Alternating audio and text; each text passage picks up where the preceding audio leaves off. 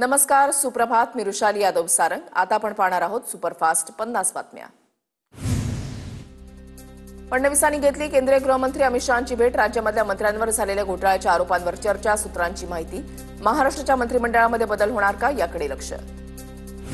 विजयकुमार घाडगेंनी घेतली उपमुख्यमंत्री अजित पवारांची भेट. कोकाटेंसंदर्भात मंगळवारपर्यंत निर्णय घेणार असा अजितदादांचा शब्द. घाडगेंची माहिती. मारहाणीचा प्रकार चुकीचा, सुरज चव्हाणांना तत्काळ पक्षातून काढलंय. यापुढे त्यांना पक्षामध्ये स्थान देणार नाही असं अजित पवार म्हणाले. विजय घाडगेंचा दावा. धनंजय मुंडेंना पुन्हा मंत्रिपदाचे अजित पवारांकडून संकेत. कृषी घोटाळ्याच्या आरोपांमुळे बदनामी झाली, यामुळे जो मनस्ताप झालाय तो भरून निघू शकत नाही. मात्र आणखीन एका प्रकरणातून क्लीन चिट मिळाल्यानंतर पुन्हा संधी देण्याचं अजित पवारांचं वक्तव्य. मुंडेंना मंत्रिमंडळामध्ये परत घेण्याचं वक्तव्य दादांनी सोडून द्यावं. मुंडेंच्या केसमध्ये भ्रष्टाचाराचा अँगल असून ते पुन्हा मंत्रिमंडळामध्ये येऊ शकत नाहीत. अंजली दमानी यांचा दावा. राज्यामध्ये रोज 7 शेतकऱ्यांच्या आत्महत्या. राज्यामध्ये कंत्राटदार नावाला शिल्लक राहणार नाही. राज्यामध्ये लाच नसलेलं सरकार. विजय वडेट्टीवारांचा हल्लाबोल. मंत्री संजय शिरसाटांचे राज्यमंत्री माधुरी मिसाळ यांना पत्र. शिरसाटांचा भाजपच्या माधुरी मिसाळ यांच्या बैठकांवर आक्षेप. परवानगी न घेता बैठका लावत असल्याचा आक्षेप घेत मिसाळांना पत्र पाठवलं. राज्यमंत्री म्हणून बैठका घेण्याचा मला अधिकार, तुमच्या पूर्वपरवानगीची गरज आहे का, याबाबत सीएमओकडून माहिती घेईन. माधुरी मिसाळ यांचं शिरसाटांना प्रत्युत्तर. बैठकीमध्ये कोणतेही निर्णय किंवा निर्देश दिले नसल्याचं केलं स्पष्ट. दादा मुख्यमंत्री व्हावे ही बारामतीकरांची तीव्र इच्छा आहे. महाराष्ट्रामधल्या कार्यकर्त्यांचीही दादा मुख्यमंत्री व्हावे ती इच्छा. रुपाली चाकणकरांचं वक्तव्य. संत साहित्य भारतामध्ये 14 भाषांमध्ये पोहोचवण्यासाठी प्रयत्न करणार. राज्याचे उपमुख्यमंत्री एकनाथ शिंदेंची ग्वाही. वर्षा निवासांनी कोकण विभागामध्ये आमदारांची बैठक संपन्न. कोकणामध्ये भाजपची ताकद वाढण्याबाबत बैठकीमध्ये चर्चा. प्रत्येक आमदारांकडून मतदारसंघातील 5 महत्त्वाच्या कामांचा अहवाल मागितला.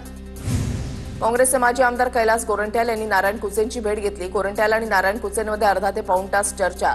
गोरंट्याल काही दिवसांपासून काँग्रेस पक्षामध्ये नाराज. जलसंधारण मंत्री संजय राठोड साई दरबारी कुटुंबासोबत साई समाधीचं दर्शन घेतलं. दौंड कला केंद्र गोळीबार प्रकरणामध्ये आमदार भाऊ नसून भावकीमधील कोणीतरी आहे. तपासामध्ये अनेक गोष्टी समोर येतील. रुपाली चाकणकर यांची माहिती. काँग्रेस आमदार सतेज पाटलांनी हर्षल पाटील यांच्या कुटुंबियांची सांत्वनपर भेट घेतली. जलजीवन मिशन योजनेचं बिल थकल्यानं कंत्राटदार हर्षल पाटील यांनी आत्महत्या केली. राजाराम बापू पाटील सहकारी साखर कारखान्याला लाईफ टाईम अचीव्हमेंट अवॉर्ड. साखर उद्योगामधील उल्लेखनीय कामगिरीबद्दल पुरस्कार. धुळ्याच्या साक्री शहराच्या विकासासाठी सत्ताधारी आणि विरोधक एकत्र. साक्री नगरपंचायतीच्या अध्यक्षपदी उषा पवार यांची बिनविरोध निवड. भंडारा नगरपालिकेवर पवारांच्या राष्ट्रवादीचा घेराव. मुख्याधिकाऱ्यांना गढूळ पाणी भेट देत शहरातील समस्यांबाबत जाब विचारला.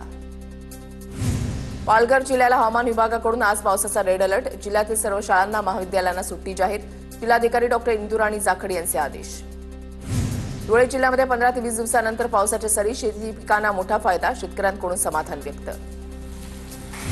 कोल्हापुरातील राधानगरी धरण अखेर 100% भरलं. राधानगरी धरणाचे 2 स्वयंचलित दरवाजे उघडले. धरणातून 4000 क्युसेकनं भोगावती नदीपात्रामध्ये विसर्ग.